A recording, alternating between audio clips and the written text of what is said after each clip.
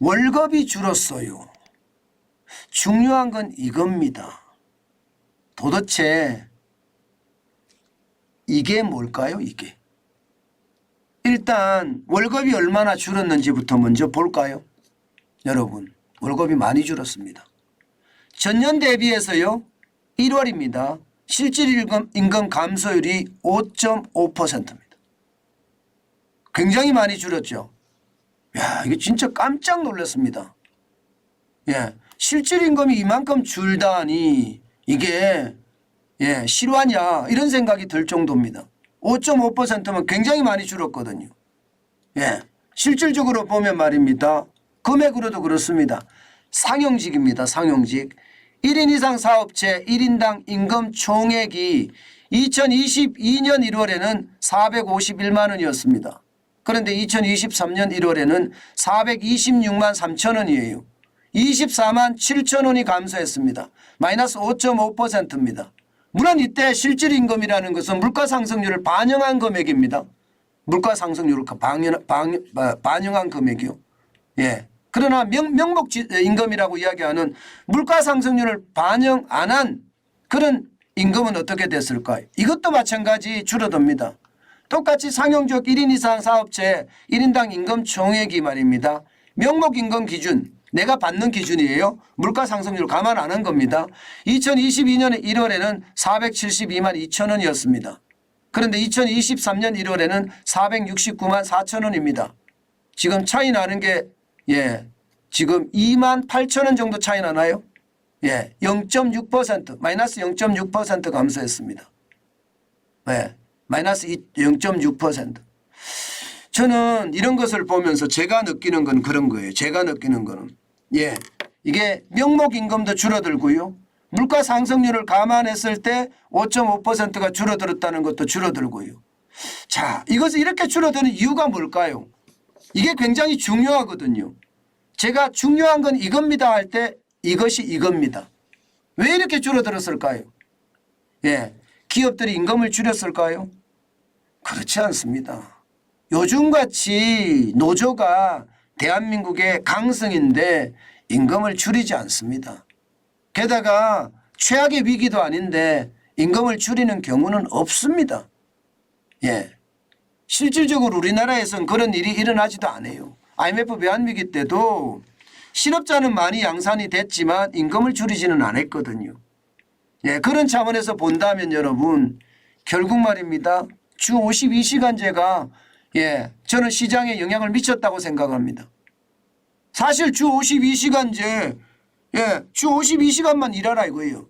주 68시간을 일하던 사람이 갑자기 주 52시간 어느 날 갑자기 16시간이 날아갔어요. 주당 16시간이 날아갔으면 16시간을 더 해서 임금을 더 많이 받아야 되는데 못 받는 사람이 굉장히 많이 생겼다는 뜻입니다.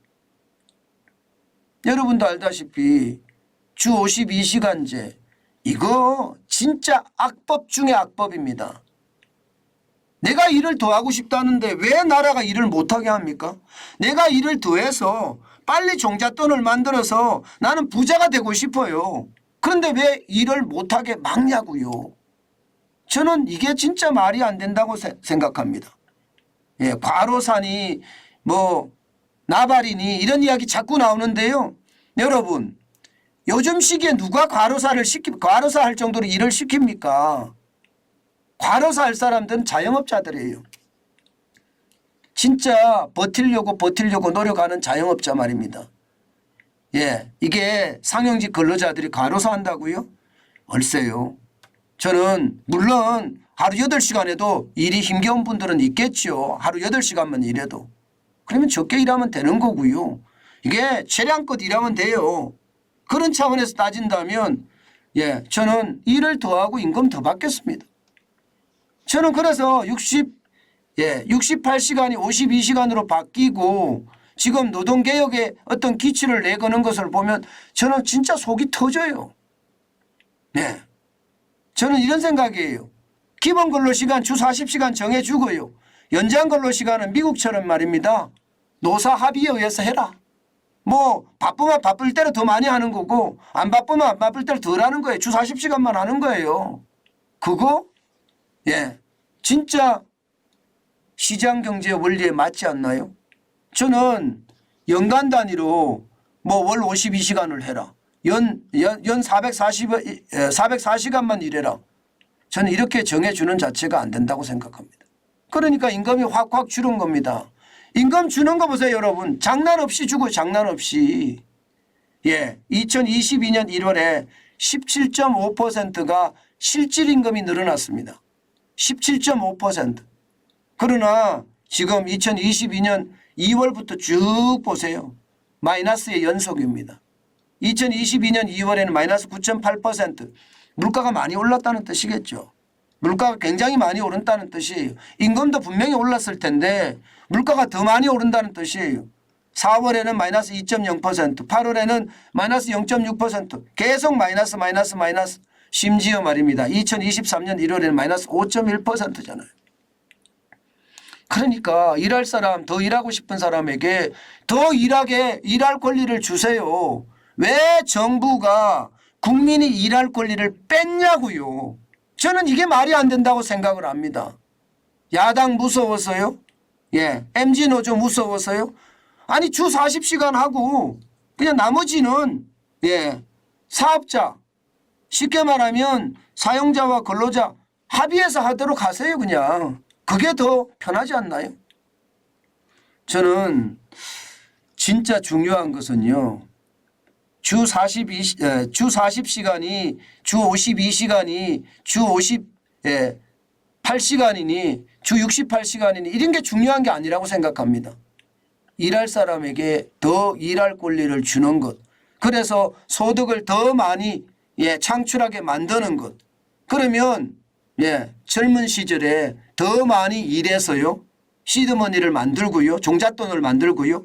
그 종잣돈으로 부자가 되는 것도 더 빨라지는 그런 결과 저는 만들 수 있다고 생각합니다. 제발 정부가 감 놓아라, 배 놓아라 이렇게 제사상에 간섭하지 마세요. 그것이 저는 가장 중요한 답이라고 생각을 합니다. 노동계도 마찬가지입니다. 정치권도 마찬가지입니다. 어느 누구도 말입니다. 기본만 정해주고 자율로 하게 만들어도 됩니다. 이제는요. 노동 착취? 어디가 노동 착취가 일어납니까? 요즘같이 SNS가 발달돼 있는 이 사회에서 말입니다. 어디 한 곳에서 조그마한 갑질이 생겨도 어느 날 갑자기 세상이 다 놀라는 그런 시대가 됐는데 저는 제발 정신 바짝 차렸으면 좋겠어요. 이대로 가면요. 임금 줄어들죠. 그렇게 되면 청년 빈곤이 날 수도 있고요. 여기에 좀 더 나아가면 소매 판매도 줄어들 수 있으면 소비가 위축이 되니까요. 소비가 위축이 되면 결론적으로 말입니다. 경제가 더 나빠질 수 있다는 것. 저는 충분히 올 수 있다고 생각을 합니다. 지금 말입니다.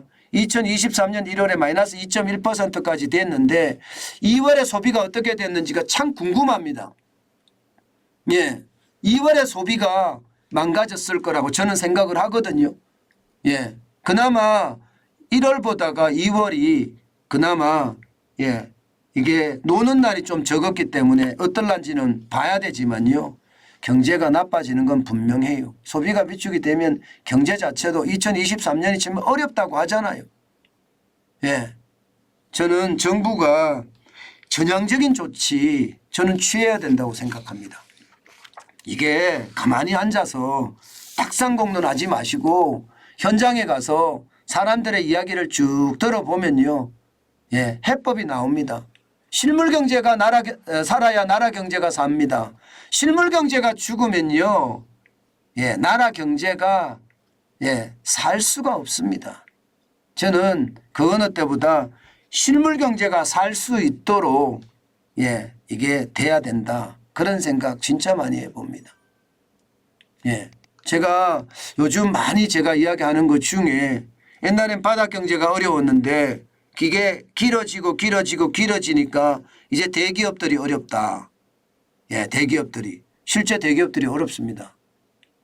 네, 대기업들이 어렵다는 이야기가 나오면 이제 금융위기로 또 갑니다. 금융도 어렵다. 뭐 이런 이야기까지 나올 수 있으니까 이게 생각했던 것보다 시장은 굉장히 열악하다. 저는 그렇게 지금까지는 보고 있습니다. 물론 시장의 지표는 바뀌겠죠. 계속해서 이렇게 최악의 상태로 가지는 않을 거예요. 언젠가는 바뀌는데 그 바뀌는 시점이 너무 뒤에 있을 수 있다는 그런 생각이 지금 현재 우리에게는 두려움이죠.